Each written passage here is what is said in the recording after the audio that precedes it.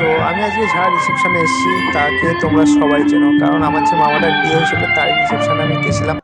তো আমি কিন্তু সকাল থেকে ছিলাম না, আমি সবে এইমাত্র এলাম, কারণ আমি গেছিলাম কাজে। আর অনেক দিন যেহেতু আমার ছুটি হয়ে গেছিলো এই জন্য সেদিনকে আর ছুটি নিইনি, কারণ হাজার ব্যস্ততার মধ্যেও আমি ভাবলাম না আমারও কাজে যাওয়াটা জরুরি, এই জন্য আমি চলে গেছিলাম। আর এই দেখো দাঁড়িয়ে আছে।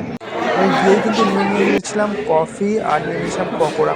তো এই দুটো খেতে না খেতে আমি চলে গেছিলাম উপরে, মানে যেখানে খাওয়ানো হচ্ছিলো। তারপর ওইখানে গিয়ে দেখি যে এখনও কিনা খাওয়ানো চলছে। আমি আর দেরি করে আমি চট করে কিনা বসে পড়েছিলাম ফার্স্ট ব্যাচেতে, কারণ এরপরে কত দেরি হবে না দেরি হবে বাড়ি যেতে বা দুপুরে খেতে হতে পারে হয়তো। তো এই জন্য আমি কিনা ওকে জিজ্ঞাসা করে আমি বললাম, আমি বসে পড়ছি, দরকার পড়লে আবার আমি রাত্রিবেলা খাবো। বলে এই দেখো আমি কিনা এখন একদম পকোড়া খাচ্ছি, পকোড়াটা আমি শেষ হলে কিনা খেতে বসে যাবো আর তারপরে যাবো নিচে।